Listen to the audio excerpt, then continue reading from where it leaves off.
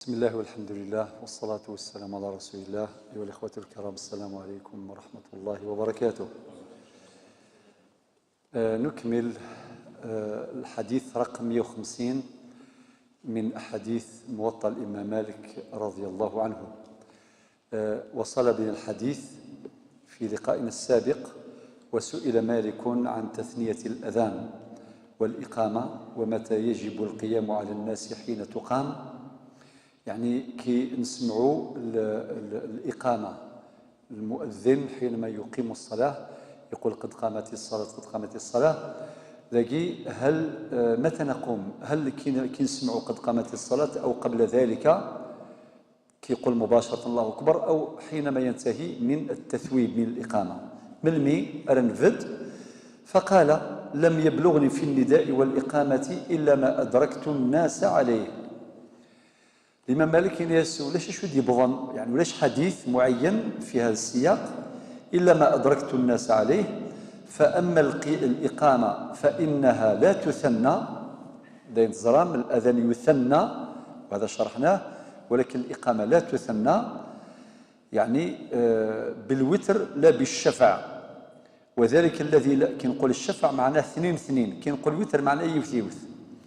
وذلك الذي لم يزل عليه أهل العلم ببلدنا، إشارة إلى عمل أهل المدينة، إشارة إلى عمل أهل المدينة.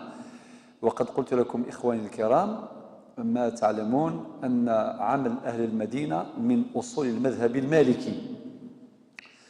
وأما قيام الناس حين تقام الصلاة فإني لم أسمع في ذلك بحد يقام له. ولاش يعني حد معين؟ ما يفذل المؤذن دين الله أكبر نغمر الدين قد قامت الصلاة أنكر نغمر يفك الإقامة خاطئ إنيش ولاش حد معين، إلا أني أرى ذلك على قدر طاقة الناس. الإمام مالك ليس كيكن ولا على حسب الجهد قمذانا كل يوم من القدرايس. فإن منهم الثقيل تضيون يظن مثال المقرض الأعمار الزاي والخفيف ونخفيفا، ولا يستطيعون أن يكونوا كرجل واحد. ورزميرنا لو كي مثلا ذيرين أميون بنادم غاميون برقاس ذا قد نبض ثورة نكمل إن شاء الله الحديث 150 غزيف. وسئل مالك عن قوم حضور قوم، يعني ناس مسلمون مصلون حضروا للصلاة، أرادوا أن يجمعوا المكتوبة، يعني تظليث الجمع بين الصلاتين كالذي يجمع بين المغرب والعشاء مثلا، فأرادوا أن يقيموا ولا يؤذنوا، فندخل من الإقامة بالأذان.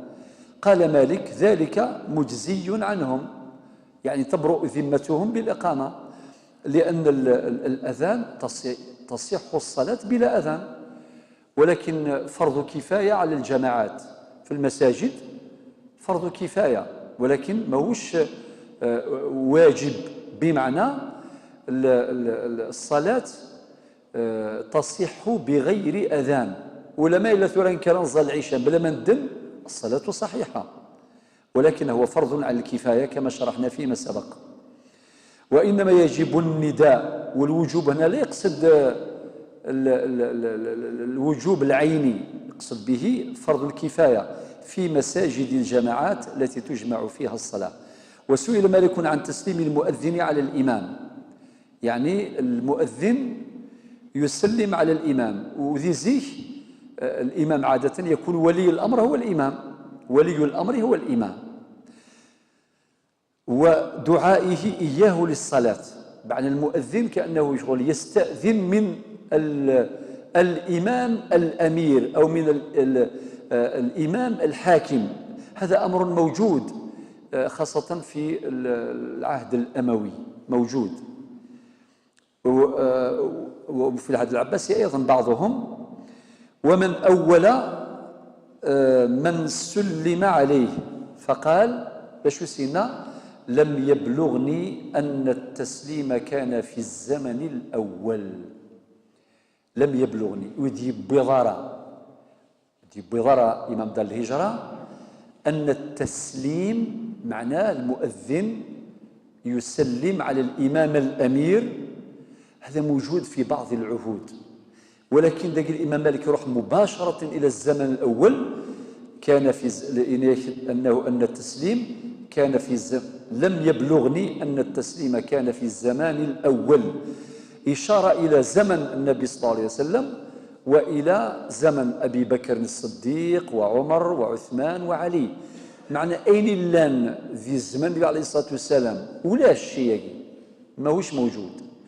وكذلك في زمن الخلفاء الراشدين هذا لم يحصل، ولكن ما كانت تزران إلا وندا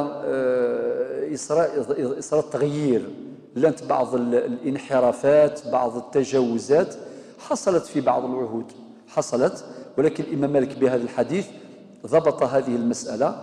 إذن فالمطلوب منا أن نعمل بما ثبت في الزمن الأول، أي في زمن النبي صلى الله عليه وسلم وفي زمن الصحابة عليهم الرضوان. قال يحيى: وسئل مالك عن مؤذن أذن لقوم. ذاك الإمام مالك سئل عن مؤذن أذن لقوم. مؤذن يرفع الأذان ثم انتظر هل يأتيه أحد. يتراجوا هذه الوادي يسم أما كان زرم الأذان يعني إعلام بدخول الوقت. وين شتاقيت ولا ساقيت مورثنا غير وين يضروا، خاصة في بعض القرى عند يرفع الأذان تفضوا ولا شو ديرن بالك هذه قبلية والناصينا ديرن يثذرين أسا ماشي ياكل الحمد لله على كل حال. ولكن إلا وين الأذان يرفع يرجو الشيخ 4 ساعة 20 دقيقة في كل ديال في مانيس وحدس في كل ديال في مانيس والناصين يدس. هذا السؤال الإمام مالك هذا السؤال شو سينا. ثم انتظر هل يأتيه أحد فلم يأتيه أحد. ولا شو ديوسان هذاك المؤذن أذن استنى ما جا حتى واحد. واش يدير؟ فأقام الصلاة وصلى وحده. دار إقامة وصلى وحده يظل وحدس. ثم جاء الناس بعد أن فرغ. هو كي كمل الصلاة الغاشي دخلوا الجامعة. سئل الإمام مالك: أيعيد الصلاة معهم؟ كان صلى وحده ماشي في زوج ولا في 3 يظل وحدس. كي كمل الصلاة فرغ من الصلاة انتهى من الصلاة أتمها وبعدين دخلوا الناس. هل يعيد الصلاة؟ الإمام مالك قال: لا يعيد الصلاة، ما يعودش الصلاة يتعودها. ومن جاء بعد انصرافه فليصلي لنفسه وحده. ذغثرة ذاكي الإمام مالك. السؤال مطروح: صلى وحده صافي ما صلاش جماعة يظل وحدس. هاث لو كان يستخدم شويه المنطقه سيني اي وريت تعود على الظالف خير هذه عيوز باش ينال اجر الجماعه. لا الجواب لا، نال اجر الجماعه ولو صلى وحده. يبي اجر الجماعه ولم يظل وحدس. اي غار لانه حبس نفسه للجماعه، هكذا يقول الفقهاء. الإمام المؤذن يرفع الأذان يرجع لجل الجماعة، يرجع 10 دقائق من 4 ساعة أي اللي تراجعوا وديوسو لذيون يصل وحدس مسند بعد 10 20 شهور من الجامع وريد تعاود تظل لثيس. أي غير لماذا تعاد الصلاة؟ تعاد لنيل الأجر، أجر الجماعة. هو ناله وحصله ولو صلى وحده.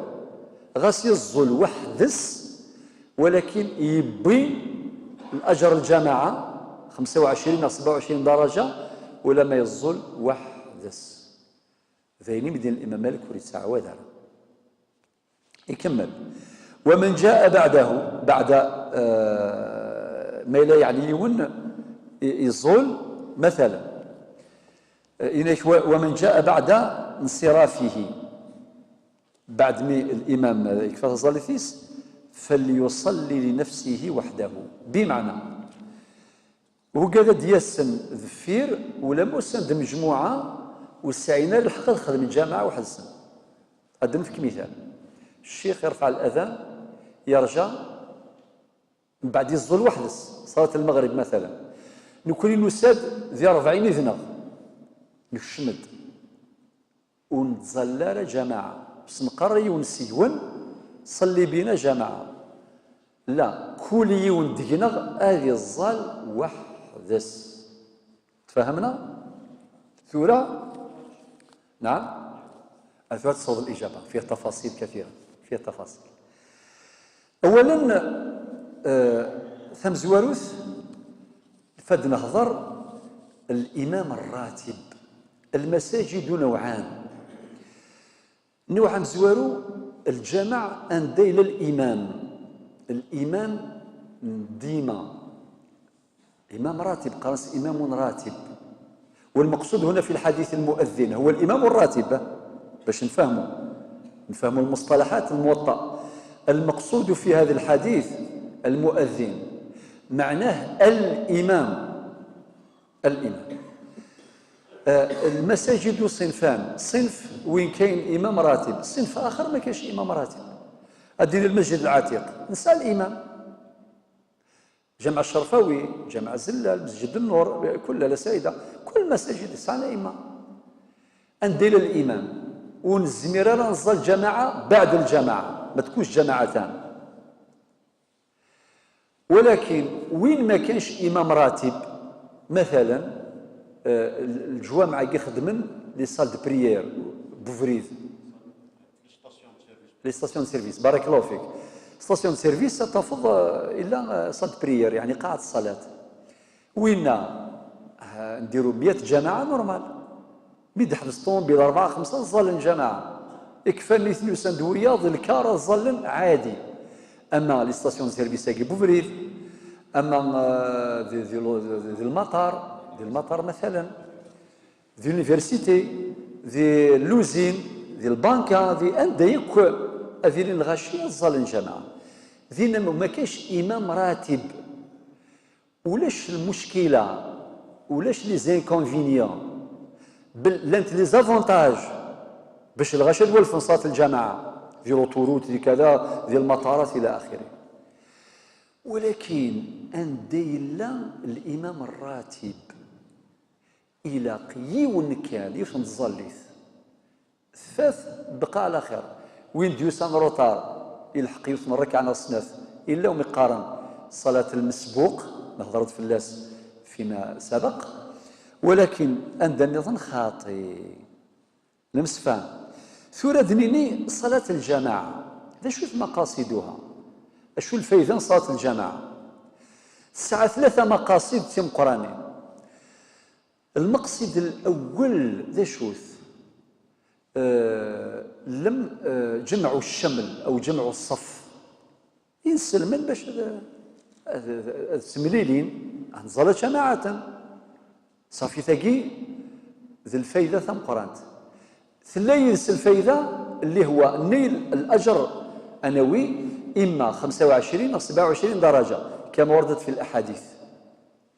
إذن جمع الصفوف هذا مقصد من مقاصد صلاة الجماعة مع تحصيل 27 درجة. إلا المقصد والسين ذا شوث تأليف القلوب.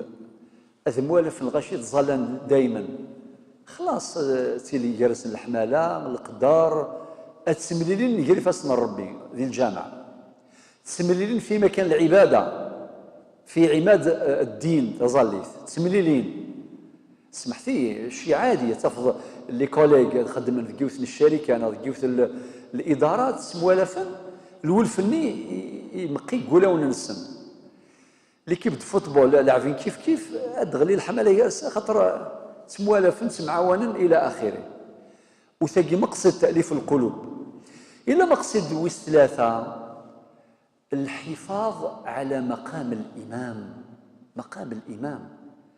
معناتها لو كان من مدنوسه ادنى في الشيخ يزول نتعاوذ ذا شو القيمه دي قيمه الامام ما عنده حتى معنى. بارك الله فيك. الامام يسعى ستاتيو اللي هو مركز مركز يسعى مقام نساد نفثد الامام يزول ذيان خاطر لو كان نخدم الكونترير ثورا نزول المغرب اكد الامام فرضا ادسن 5 جروب. لو بيرمي جروب هذه الزال صلاه المغرب جهرا يرفع الصوت يلا، وبعدين وايض غادي يس دوزيام جروب تروازيام جروب سيكوال دو جروب او ميم طون يون الجروب ديالي الزاله هذيك شمين الجروب اسمي قرب الفكن يلا ايوا ان ديماري اتصل قد قامت الصلاه لا نرشيد توتال إنيثيد كان الفوضى العارمة مع الوقت طرد قيمة الإمام بل أكثر من ذلك أذو غالان مما وين يسعى حاجة كونتر الإمام ويثيع جبار ما كاسيني والله خليه رانا في 10 خليه يكمل من بعد غالان صافي نفتح ثبوت نلي ثبوت يوقف فغان لوبوزيسيون الامام هذه يغال من بعد زرا ما شو لي كونسيكونس. بارك الله فيك. السؤال فتنه وكي قانص قبيله حزف ولي تحزف الرزدات يتوالي لي كونسيكونس. فبالتالي لذلك الامام مالك يناد يوثن تظلف يكفى الامام السلام عليكم وعليكم السلام. الوقر دينا كل الرأي هو رأي المالكية بالدرجة الأولى وذهب إليه الحنفية والشافعية في رواية مع انتهى الودي في كان كل رأي المالكية والأحناف زائد رواية عند الشافعية يون الرأي الشافعي المذهب الشافعي. ولكن الحنابلة والشافعية في رواية نورمال الظل جماعات وكي يجوز خاطر فيهم ديونا ذي روح المدينة المنورة نظي مكة المكرمة الإمام يكفى تظليت الديمارين لي جروب مثولاض ظلنا كاو وسقرا لا يجوز طبقا للمذهب الحنبلي وطبقا لرواية لدى الشافعية. نمسفهم يا جماعة الخير. ولكن الرأي الأقوى هو رأي المالكية والحنفية ورواية للشافعية. ثم من خدمتهم ديال الميزان أن وقت فورتيفيين الجماعة أن وقت فورتيفيين ساكن القوة الإمامة كرسالة أنواع يكسبعدن في الفتنة أنواع أنف بلي رأي المالكية مع من ذهب معهم من الأحناف ورواية لدى الشافعية هذا رأي أقوى نمسفهم يلا ثم نكمل النظام. صلاة الإعادة الصلاة أحسن ذاكي أدو غير ما يشدين الإمام مالك سمحتي يناد ومن جاء بعد انصرافه فليصلي لنفسه وحده داين. ثوراد نفك السؤال الآخر ما هو إما إلا يون السجنغ يزول صلاة العشاء الخامس وحدث يفقد رابيدمون الميسلان الشيخ لا يتظل صلاة العشاء. هل يجوز يروح هذه الزار صلاة العشاء دوزيام فوا؟ نعم مادام الزوض وحدك خامس من بعد تفيض جماعة إما في المسجد أو في غير المسجد ولو كانت الحوض ألما تفيض تربع تتظلل اكشم السن يجوز صافي. ما الزلظ مثلا الظهر طهور وحدك تفيض جماعة أتظلل الطهور اكشم السن عاودي تظليت جماعة. هنا السؤال كنت تفكر كيف يكون السؤال أمشي نكونسيديري لا دوزيام بريير مي يلا الفقهاء تفضلوا نافلة لا دوزيام النافله ثبت ثمن مليح ها صافي يزول طور ذوك خان يروح دار العاتق يفاد الظلل يكشم يسن صافي يعاود تظلي في الاعاداني لا دوزيام بريير يزورك للجماعه انت ذ النافله انت ذ الفرض ثاني يزول وحدس ذ النافله ثاني يعاودك الشيخ ذ الفرض هذا راي تجزي اذن والثانيه هذه ولا جر ارنف كان مازال سين لان 4 الاراء 4 الاجتهادات اجتهاد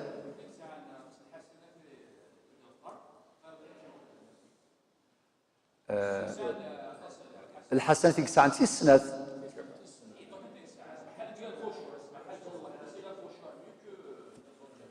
صافي غادي نطفيض مالا لا لا ميور صافي دير غادي نطفيض مع خاطر لا ميور تيزرا سوى ربي تيزران لا ميور وي تيزران سوى ربي يعطيك الصحة صافي الرأي ويس 3 التفويض الرأي ويس 4 وإن كانت نفيد بطريقة أخرى الرأي ويس 4 لا تطوع ننتيد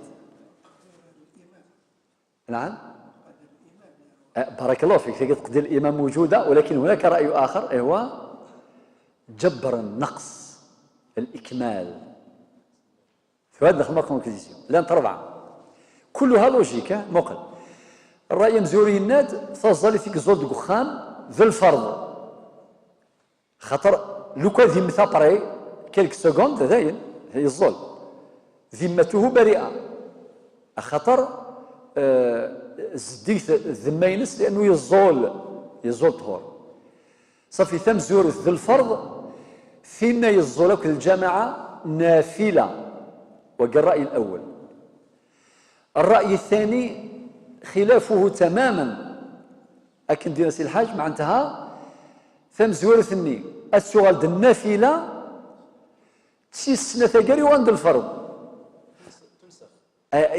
كأنه في عملية نسخ خاطر في يساد ثني فانت مزواروث زول الجماعة صار كان يودين غما يساد يفاتد السلام عليكم والله مش يتقرا غلا لذلك انك زيك ما يفاد يونك تظل ثلاثيث السين عظم الله اجرك استعظم الاجر شو الجنازه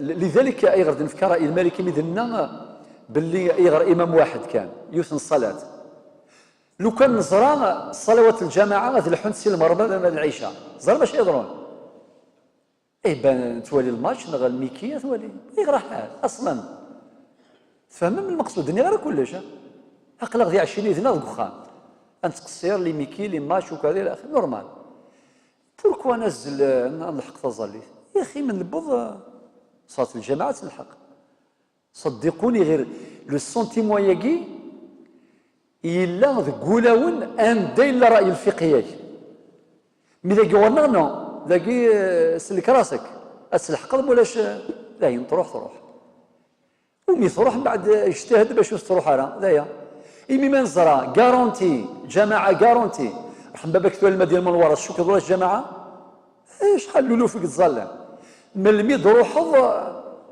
الحق صافي وتسحراره ستاويل دوسمون مي سيرمون هي تحرف فهمتوا المساله كيف سؤال نوغال صافي الراي الاول ثم زورث ذا الفرض في سنه النافله الراي الثاني ثم زورث ذا النافله في سنه ذا الفرض خاطر نسات صلاه الجماعه الراي الثالث جبر النقص بمعنى ذي الاكمال شغل اماكن استنتظر في نزوله وحدي لكن تبغوا 3 خوص مرار نوثي السنه الجماعه اتكومبونسين تعوض النقص اللي يخصن جبر النقص الراي ويس 4 يدينا مثلا اسمي التفويض معنى ما كن تجد الامر ربي سبحانه فوضت امرك لله ربي اختار ثنت تبغيض قبلي ثنت تبغيض الفرض خاطر انت زران انت قوان انت كسان لاجر اسكو تسينا نغسى خاطر لا يونان فاكتور يسميس الخشوع وربي يناد قد افلح المؤمنون الذين هم في صلاتهم خاشعون. ثورة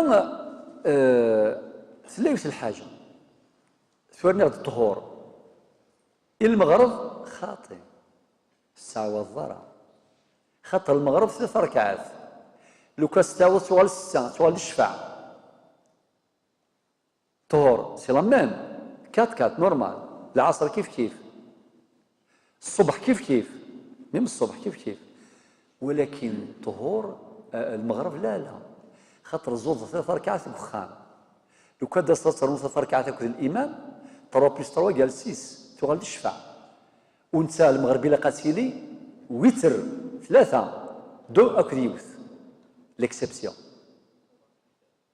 دوزيام اكسبسيون باش الاستثناء الثاني العشاء بعد صلاة الوتر خاطر لا وتراني في ليلة العشاء زما استيوض ولكن ما الزوض الوتر تفيض في الشمس تفيض الشيخ يزال العشاء الساعة وذرة أي غير خاطر الزوض العشاء القخام ثرني راس الوتر صافي وتخدم ضرا وتريني في ليلة واحدة.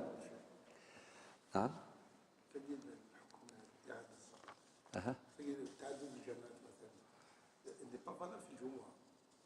في الجمعة لا في الجمعة لا رأي الشافعي يأخذ بتعدد الجماعات هذا قول تاعهم يناقضه في حدث الجمعة يناقض في حدث الجمعة تماما بارك الله فيك. لذلك سادتي ذاكي رأي المالكية يرفع الحرج عن الناس وكذلك يقرب بين الناس ولا يفتح مجالا للفتن. والزرم من أصول المذهب المالكي باب اسمه سد الذرائع.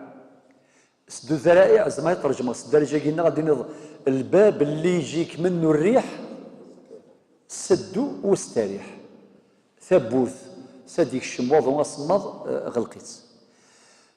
قال يحيى وسئل مالك عن مؤذن أذن لقوم ثم تنفل. مؤذن أذن يرفع الأذان ثم تنفل فأرادوا أن يصلوا بإقامة غيره فغنى الظالين سيني وايض أقم الصلاة فإن لم نرها ينادى لها إن لا بأس بذلك إقامته وإقامة غيره سواء. الإمام مالك ذا شو دينا إن يكمل لا يون ثور مثلا يرفع الأذان نسيك دنن من بعد أدي سويض يقيم الصلاة إما نسى راه مشغول يخدم ظل ركعتين باش يخدم نغير واحد يغلو الوضوء ونسى رجل ما ديوزا أكين الشيخ أذن عادي وين إلا نذي أذن كيف عفوا الإقامة إقامة الصلاة ماشي أوبليجي لو ميم المؤذنين سيخدم الإقامة الصلاة لا ميم وايض إذا أقامها يجوز. وهذا محل إجماع بين الفقهاء. أجمع الفقهاء على جواز إقامة شخص يعني التثويبة الإقامة من غير المؤذن يعني واحد آخر ولكن اختلف الفقهاء في الأولوية في الأولى شكون الأولى هل المؤذن هو أولى بالإقامة أم غيره ذلك اختلفوا. الإمام مالك إفراد كما كسم الحديث إقامة المؤذن أو غيره سواء كيف وهو ما ذهب إليه الأحناف. صفي الأحناف ساندوا المالكية أم اثنين أم اثنين المالكية والأحناف كيف الند ولد يخدم الإقامة كيف ماشي شرط المؤذن. ولكن الحنابلة والشافعية نند الأولى بالإقامة المؤذن والاثنين بند حديث النبي صلى الله عليه وسلم يند ومن أذن فهو يقيم زرم الخلفاء الفقهاء ما اختلفا صافي دير إلا وندم خلفا بسبب الأثر إلا وندم مخالفا بسبب النظر، إما الدليل إما الاجتهاد، تمغلي الاجتهاد.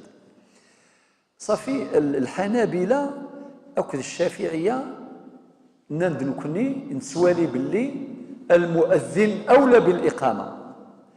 يود حديث النبي عليه الصلاة والسلام ومن أذن فهو يقيم، ولكن الحديث للأسف حديث ضعيف. المالكية حكموا بضعفه، مش غير المالكية، ضعفه الكثير من العلماء، ضعفه الإمام الترمذي، وضعفه الإمام البيهقي، وضعفه الإمام البغوي، وضعفه سفيان الثوري، وضعفه الشيخ الألباني رحم الله الجميع. وقي كامل الناند حديث ضعيف، ماشي وناصين. الإمام البيهقي، الإمام الترمذي، والإمام النووي، والإمام سفيان الثوري، والإمام الألباني، كلهم عندي حديث ضعيف. لذلك نرى والله أعلم أن رأي الأحناف ورأي المالكية أولى بالاعتبار، فأيهما أقام الصلاة أو ثوب للصلاة فالأمر سيان كيف. ثم نكمل الحديث. الحديث مازال حديث طويل. قال يحيى وسئل مالك عن المؤذن، لقينا النفيذ. قال يحيى قال مالك لم تزل الصبح ينادى لها قبل الفجر، فأما غيرها من الصلوات فإنا لم نرها ينادى لها إلا بعد أن يحل وقتها. ذاك الإمام مالك شو دينا إنا يكتظلت الصباح زمر أسنرفذ الأذان قبل ديك شبل وقتيس، فظلت من الفجر الصبح. ميلة الظلة غيرها من الصلوات إنك لا ينادى لها إلا بعد أن يحل وقتها. نمسفهم الآذان. ما معنى الآذان؟ الآذان إعلام بدخول الوقت، وربي ناد إن الصلاة كانت على المؤمنين كتابا موقوتا. وتشفى الفصل مزور الباب مزور إن غرض الموطأ اسميس باب وقوت الصلاة. واعطيكم الصحة مجتهدون. باب وقوت الصلاة. نناد الإمام مالك الدينار أوقات، إند وقوت جمع كثرة نفقند أي غير دين الإمام مالك وقوت الصلاة أي غير دينار أوقات الصلاة. إذن الأذان مادام هو الدليل بالوقت يكشم صافي من الميقاد يغال الأذان مشروع مي ديكشم الوقت نصلي. ولكن غير ليكسيبسيون الصبح. لماذا؟ الصبح ذاك الحديث الإمام مالك يقال الصبح يجوز باش أترفذ من الأذان قبل أديك الشم الوقت. لكن نسلاك ونكون يثور هذاك أي غير تمورثنا غتسدنن قبل الفجر. وماشي في رمضان كان، في رمضان ثان ديني السحور وكذا والسنوية تفضلوا كان في غسل الآراء نون. لماذا يخدم مس ليكسيبسيون صلاة الصبح؟ لماذا؟ تفضلوا. باش هاد كان الغش لأداء بعض الركعات فضل قيام الليل. فضل قيام الليل. زيدوا. بارك الله فيك. ممكن يولس الجنابة صافي يسكريث الأذان يا مزوارو باش يهجي مانيس يرفع الجنابة. شكرا دي خنطها الكبرى الوضوء الأكبر. ممكن باش هذه سحر خاطر ذي قلان صافي مري أذنكني الأذان مزوارو أهات 20 دقيقة أنا نص ساعة ذي مكة والمدينة شحال ساعة كاملة مشاكلني صافي يزمر يسل. وشو الفرق جالسا؟ الصلاة خير من النوم. التثويب يا أخي ندم مع ثوب بالصلاة. التثويب ما معناها؟ الإقامة. إلا في صلاة الصبح التثويب هو قول المؤذن بعد حي على الفلاح الصلاة خير من النوم. في كوات خمس تصور أم كتفرق يا رسم أترجو حي على الصلاة ثم ما ودينا الصلاة خير من النوم. أسنو درنا شوية إما إلا سنيد الصلاة خير من النوم كركان كركان. يلا ثورة سمحتي أدنغال ودينا الرأيي الذي يقول بما استمعتم إليه هذا المالكية. يا أخي مثلا كتاب الموطأ هو كتاب فقه وحديث وتربية نغلا أثورة كي ضحكة ثما شو تاكين صلاة الجماعة ماشي تصرف كاع ثاكين تصرف كاع نغلا ناو تصوروا برك لو كان خدم الدرس وذاك ليكيبات زالان لي جروبات زالان جماعة وتسيلين بخير وتسيلين بخير وتسيلين بخير لين تعقض كتعقض خاطر صمجان ولا لا وكون إذا توجينين ولا تشويش حكا وندير الازهر شويه غير ثما شويه سلامات الازهر المدرس يدرس هذيك الشمل ليكيب زالان بين المغرب والعشاء الدروس شوشن في المدرسني وريوفارا براسك 1 مينوت يلهم تيوفارا انت يخدم الدروس وخاوتك سوتو الجامع مقار ولما الظلم ديهين يتصوت الصوت وكل يوم الصوتيس بلا ما يخدم الميزان فهم ظامي المي ولا كرا برفعك نكشمد كل يوم واحد لا عقلك يساولسنا شوف الناس ممكن جزائريين الناس ممكن المذهب المالكي كيف صلاة الجماعة ديان غير الناس الله يرحم الامام مالك والله يحفظكم ويفكاك دعوة الخير الجزائريين كامل الناس هناني السوق هذاك يقلقني وفعلا شكون يقول الكونترير صافي هو كتاب حديث وفقه وتربية في الوقت نفسه. لذلك تلاقي وشو السلام الرأي ديال الإمام مالك الثاني بغيت ديال الحديث إن صلاة الصبح يجوز باش تدنم قبل الوقت. ما هو دليل الإمام مالك؟ يسعى دليل من الأثر ثبت أن حديث ابن عمر رضي الله عنه أن رسول الله صلى الله عليه وسلم شو دينا إن بلالا ينادي بليل عليه الصلاة والسلام ينادي وكين سلما مثل صوت بلال الأذان نستثن ذي معنا في أول السدس الأخير من الليل مع انتهى مازال دفض الفجر مازال إن بلالا ينادي بليل سيكلير بليل فكلوا واشربوا ميموناكني مريد الصيام وني فاديوزون نورمال سرضي بلال اكرد اتش سو نورمال مازال فيض حتى ينادي أنواع ابن أم مكتوم وجي مؤذن آخر النبي صلى الله عليه وسلم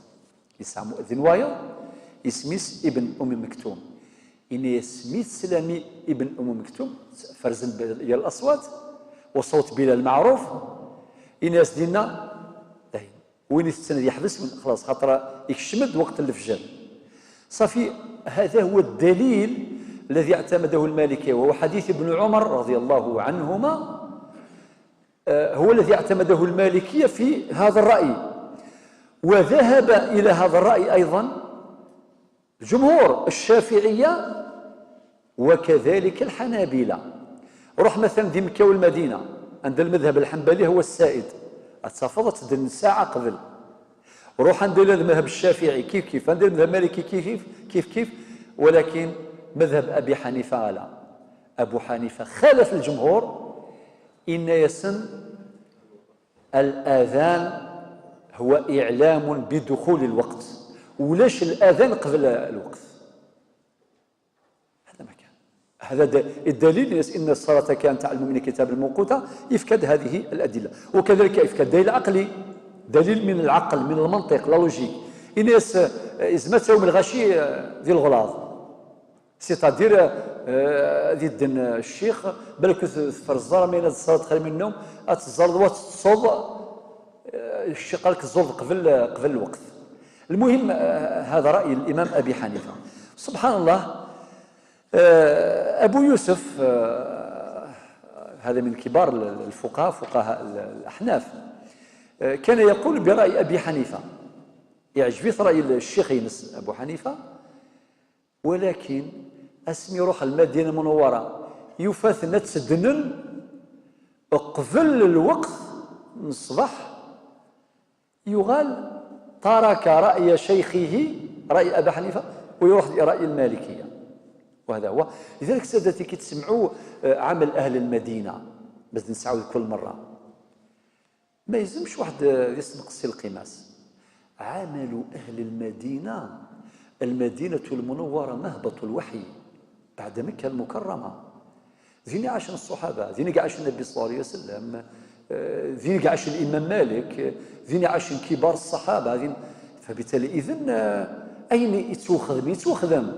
لذلك ثوالم ذي الحديث 150 أندلوين هناك ذي الزمن الأول ولا شيث مديني عالم المدينة هذا الكلام ينثيد نكوني كان ولي مغارنا الناثيك ولا كينين زفعني وسن طريقة كينا كيدنوفا لشيخنا غا كيقار أكيد نوفا لشيخنا وتقلق ثرايا المزيد مثلا وقت العصر بعد العصر ولا ركعتين سمي الدعوة تقرز نقرزاك ولا ركعتين تحية المسجد بعد العصر يك الدنيا ثكوك الجزائر كامل. إذن هذا أبو يوسف من أصحاب أبي حنيفة حينما حل بالمدينة النبوية يغال ترك رأي أبي حنيفة وعاد إلى رأي المالكية،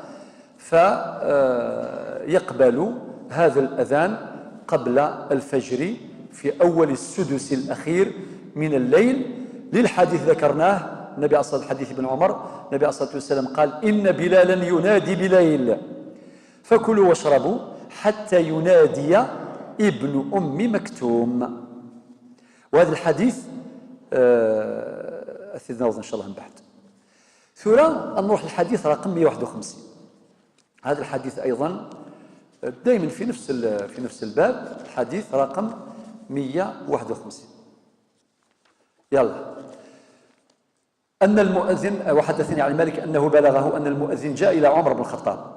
المؤذن يسادر عمر بن الخطاب يؤذنه لصلاة الصبح، يؤذنه أسيف الأخبار لصلاة الصبح، فوجده نائما يفتيد يطص فقال باش ودينا يسن المؤذن يا عمر بن الخطاب الصلاة خير من النوم تظليث خير يغص، فأمره عمر أن يجعلها في نداء الصبح. مشكل أمشي السن بالحديث يسكت غاض عمر السناني المؤذن أولاقي نخاطي وقي مقارنة الصلاة خير من النوم وقي قراصة التثويب نناد التثويب لو ترمج المصطلح المراد به إقامة الصلاة، ولكن في صلاة الصبح ما معنى التثويب؟ قول المؤذن الصلاة خير من النوم، يعني في الأذان بعد قوله حي على الفلاح وإذا مكانس سورة الحديثة كيم 51 في كيغد مشكلة معنى ذو عمر بن الخطاب هو الذي سمى هذا التثويب الصلاة خير من النوم. السؤال المطروح هل ترى الإنسان هذا الرسول صلى الله عليه وسلم سيدي جانا ولي في غير الحديث 151 قصة فيه الحديث الإمام مالك صافي يرخص نؤوله لازم نؤوله قبل فكروا في التأويل. ممكن غير وقت الصبح يسمى صلاة خير يجعله في صلاة في الصبح يسعى التأويل خمم فلاس ثورة ضحكوا ثم شاهوت من الصلاة خير من النوم أمشي تضرع فقي ذي النبي صلى الله عليه وسلم حديث رواه ابن ماجه رضي الله عنه من طريق سعيد بن المسيب عن بلال أنه بلال بن رباح إذ يسان غير النبي صلى الله عليه وسلم أتى النبي صلى الله عليه وسلم يؤذنه لصلاة الفجر فقيل له هو نائم يطس. طبعا كما يقال الأنبياء إذا نامت عيونهم فلا تنام قلوبهم. وبعدين ذا شو يسينا بلال الصلاة خير من النوم. مرتين النبي صلى الله عليه وسلم أقره على ذلك، ثبتها. وكاين غرا السنة التقريرية ياك لي كاتيجوري السنة، ثلا السنة القولية ذي مسلين دين النبي صلى الله عليه وسلم، ثلا السنة العملية الخذماس، أما كدين صلوا كما كدينا صلوا كما رأيتموني أصلي، خذوا عني مناسككم إلى آخره. ثلا السنة الثلاثة اسمس السنة التقريرية، يونسي الصحابة أديني أوال الرسول في كونفيرمي صلى الله عليه وسلم، أثي كونفيرمي إما سوال إما سسمي يسسم بالسكوت، وإما استرصى يبتسم كما قلت لكم كما فعل أيوة في الحديثين مع عمرو بن العاص. اسمي الظل الغاشية وكسل سين سلمن الجوث الغزوة يظل نساس الجنازة ستيموم بغيت تمشاو تاكي من نهضر هل ترى يجوز الإمام هذه الظل ستيموم يكون يصل الوضوء؟ ناد الأولى الإمام يقيس الوضوء، نكون يولي زون ستيموم معليش الأولى خاطر إمام مقامه أعلى. ولكن إذا كان الإمام صلى وهو بالتيمم يجوز، دخل في الصلاة بوجه مشروع فيجوز. ونبد الحديث كاين عمرو بن العاص اسميت يبض الأمر النبي عليه الصلاة والسلام الناس يا عمرو صليت بالناس بالتيمم؟ الناس يا رسول الله نعم. الناس سمعت الله تعالى يقول لا تقتلوا أنفسكم إن الله كان بكم رحيما. هذا صميض يقول ما إلا يدوش ديك السلطاره الخنطاره الكبرى شغل ما كان سويسيد مي سباز سويسيد خاطر الاياكي عندها دوسا الاياكي ناو سيت بليزيور فوا عندها دوسا لا تقتلوا انفسكم الله كان بكم رحيما. سوره النساء الايه 29 فسد بعد الايه اللي دينا ربي يريد الله ان يخفف عنكم وخلق الانسان ضعيفا، ثقيل الايه 28 الايه 29 تسعين. حسمي دينا هكا ابو عمرو بن العاص دغيا يضصى النبي صلى الله عليه وسلم وسينا والو يضصى كان، والصحابه ندمدم يضصى صار ديري ستون كونفيرماسيون يقفليت دليل على الموافقه صافي ميم ثاقي مدينا بلال الصلاه خير من النوم يقفليت النبي صلى الله عليه وسلم ثبتها فصارت سنه تقريريه.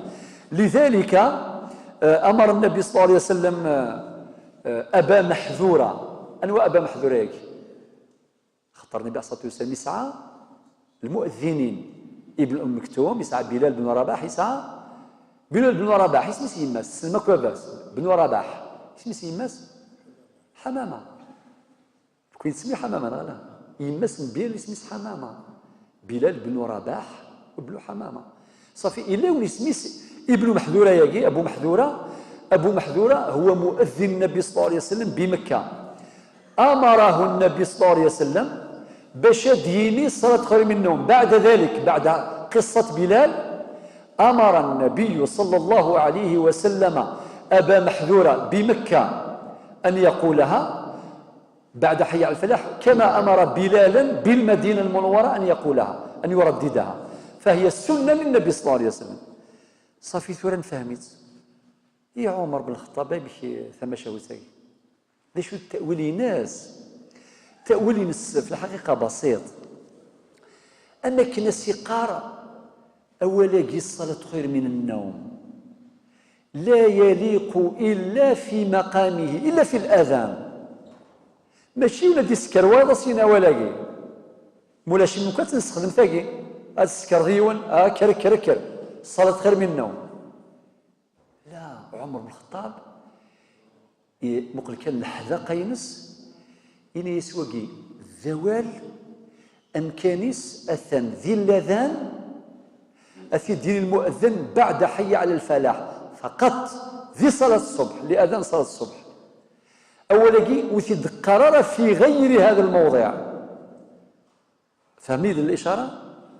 هذا هو التأويل الذي ذكره العلماء لم نجد غيره أفضل منه خطر وإلا فهو إشكال لأن هناك أمر منطقي. هل يعقل أن عمر بن الخطاب وزارة مشاوساقي؟ الأمر بثابت ثابت في عهد النبي صلى الله عليه وسلم الصلاة خير من النوم. شحال من الصحابة غادي يحكان تكرار صلاة التثويب، لأنه عرف بالمصطلح في الترمينولوجي، عرف التثويب عند الصحابة وعند من تبعهم وعند التابعين ومن تبعهم بإحسان إلى الآن، أن التثويب يراد به الإقامة في جميع الصلوات. ولكن إذا تعلق الأمر بأذان الصبح فالتثويب المراد به من عهد الصحابة، المراد به معناه قول المؤذن الصلاة خير من النوم. أمشي الأمر كي سنتكم الدن زرانتكم الدن عمر في زرارة صافي، لابد من التأويل. وكاين ذي العلم ذي المنهجية من نخدم التأويل، إلا قد تخدم التأويل عند اللزوم، وهذه من اللوازم إذا قد في المخرج. فاجتهد العلماء وقالوا بهذا التأويل، قالوا بهذا التأويل. ثم نروح للحديث واحد، نبرد الحديث اللي خدمنا كثيرة، هو الحديث رقم 151. نروح للحديث رقم 152. وحدثني يحيى عن مالك عن عمه أبي سهيل بن مالك عن أبيه أنه قال: ما أعرف شيئا مما أدركت عليه الناس إلا النداء بالصلاة. شو المعنى؟ شو المقصود به الناس؟ المقصود به الصحابة، خطر كلمة الناس المصطلح يفهم في السياق، فهم المصطلح في السياق، السياق ينس عند ديوسا ذي نتفهمض نغلا يخلينا ودي بسدين ذي يفقع معناه يوقف أو تيزيغ كازو دي السياق نسنا تفضل يفقع معناه يزعف معناه يرفع إلا قد فهم ذاك إلا أكيد فهمنا فهميت ذاك وخلاص. ونفكاد مصطلحات كثيرة في هذا الباب، الوقت لا يسمح. قريبا نوضر التثويب دي صلاة العشاء كيف كمل كل الأحاديث إن شاء الله تعالى. يبغى ديني ما الناس أنه ما أعرف شيئا مما أدركت عليه الناس إلا النداء بالصلاة. يعني النداء بالصلاة أي غير في ديول الإمام مالك ذاكي باش يديني الأذان، النداء بالصلاة معنى الأذان لم يحدث فيه تغيير من عهد الصحابة إلى الآن، إلى عهده وإلى الآن. الأذان هو أريد الدلالة، هذا هو المقصود. وتحدث عن زمنه الإمام مالك. لماذا؟ الأذان هو شعيرة من شعائر الإسلام، لابد أن نحافظ عليه. من أنه يظهر قيمة الأذان ويصلح له الغربة بالك تظهر من زيمي قريمة ديال ساكيني سوتو قادي عاش نيس موران دولة شوك الأذان أكيني اشتاق السلغي الأذان أكيني سلاغ ديك بورطابل سلاغ ديك الراديو وكذا، ولكن يقشرح مسل غير المؤذن يرفع الأذان. وطبعا كنت سينا القيمة كيما تروح أنا إن شاء الله هو تروح. لذلك الأذان ويبين شعار الإسلام ككل إن شاء الله تعالى، التكبير وشو إعلان الشهادتين التوحيد وإلى آخر ما تعلمون. الحديث رقم 153 وكذا نقرأ إن شاء الله بعد نشمل الباب وايض. وحدثني عن مالك عن نافع عن عبد الله بن عمر سمع الإقامة وهو بالبقيع فأسرع المشي إلى المسجد. شفا من الحديث هكي رقم 153 شفا ماس نناد ذي رأي المالكية ذاك بالحديث هكي الإمام عبد الله بن عمر إلا ذي البقيع ذي المقبرة من المدينة إنك سمع الإقامة فأسرع المشي إلى المسجد. الحديث رقم 153. شفا ما يتمثل يوم أن تحدثنا عن هذا الأمر نبيد أحاديث النبي صلى الله عليه وسلم إدينا ونسلان الإقامة لا يمشي يعني وعليه السكينة وفي رواية نظن السكينة والوقار مع انتهى ماشي ميكسلا الإقامة هذه يخدم لا فيتاس لا هذه يروح التاويل وكذا المقصود يحافظ على السكينة والوقار يمس فلا يسرع وليتزلل. ولكن يوم يتمثل الإمام مالك يسعى رأي آخر. شو دينا؟ يرى أن الذي خاف فوت شيء من الصلاة وين ولن أتفاث شوية ظليت وركعة أو بعضا منها أو كامل الصلاة إنك يجوز له الإسراع دون أن يخرج عن السكينة والوقار المأمور بهما. بمعنى نخدمي في الدقيقة مثل ما كريم يخدمي فيت يخدمك شغل الهروله ماشي لا فيتاس مي يلحو التاويل اسميس الاقامه يسرع قليلا وهذا مقبول لوجيك. المهم ولي تفغر سي الوقار والسكينه. نايونا يتمثل هذا راي المالكيه. فكان الدليل الاول هو هذا ابن عمر رضي الله عنه مثل عمر الخطاب، وكان من اكثر الصحابه تتبعا لاثار النبي صلى الله عليه وسلم، يسنى الاقامه وهو بالبقيع. اش البقيع؟ البقيع الاصله اللغوي ذا كان يسعى تجور، ولكن توفر تظهر حتى تجرى ذي زيك الى تجور فرولاش تسمى مقبره كبيره جدا، مقبره البقيع ذيك اكثر من 10,000 من الصحابه ينطلون دينا. يعني هذه الروايه المتواتره اكثر من 10,000 من الصحابه ينطلن ذي مقبره البقيع ذي المدينه المنوره.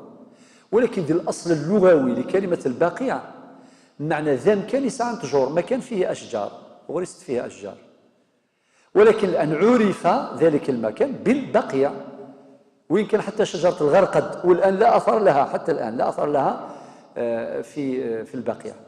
ابن عمر ولم قادر يروح المدينه، ان شاء الله ربي ما يحرم حتى واحد من مكه والمدينه حجا او عمره، فقرر يسنى الاقامه ابن عمر فاسرع.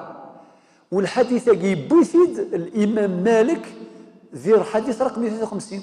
لذلك الامام مالك يجوز الاسراع، شغل تسال الناس وليت تروحوا كان كنصلا من فيتاس ديال وليت تزالك لي شغل الكروسه ينطلق، لا هذه يخدم ثاني الناس، وهو الاسراع هناك بالشكل الذي لا يخرج عن حدود السكينه والوقار. والناي ولا يثمثل كيد نسمحتي بل الامام النسائي يخدم يون الباب، يخدم اسم التيتر الاسراع الى الصلاه من غير سعي، من غير سعي. خطر السعي المراد به معنيان، اما المقصود به العمل الخدمه، اما المقصود به الجري المشي الجري تزله. صافي ذاكي اشو يكتب الامام النسائي خدم اسباب الاسراع الى الصلاه من غير سعي. ذاكي يتفق الامام مالك مع الامام النسائي، والامام النسائي بوب وضع عنوان الباب الاسراع الى الصلاه من غير مشي، من غير سعي، يعني بلا تزله. والامام النسائي روى حديثا يبيد حديثنا اخرج اشدنا في النبي صلى الله عليه وسلم نفسه إنه فبينما رسول الله يسرع إلى المغرب. معناه هذا يؤكد أن النبي صلى الله عليه وسلم هو أيضا أسرع إلى المغرب باش يلحق المغرب. خاطر لو ندا ظلني الصحابة حال بالكم يونواس ممكن دني تسوق داير باش كنت دينير ما تفضل صلاه الجماعه الظلم ظل وحدك. النبي صلى الله عليه وسلم يفات الظلم يروح يزول كذا الاليس وسينا ريك الرسول رجع ثارو فيرنا خاطر يروح لو كان يولى باللي غادي يخدم جماعتين في جماعه يروح يصلي صلاه الجماعه. ومن هو رسول الله ولكن محل القدوه صلى الله عليه وسلم. لذلك ذاكي بيد الامام النسائي هذا الحديث فبينما رسول الله صلى الله عليه وسلم يسرع الى المغرب. هذا جزء من الحديث الذي ذكره الامام النسائي في سننه. الى هنا ينتهي حديثي اليكم اليوم. استودعكم الله الذي لا تضيع ودائعه والسلام عليكم ورحمه الله.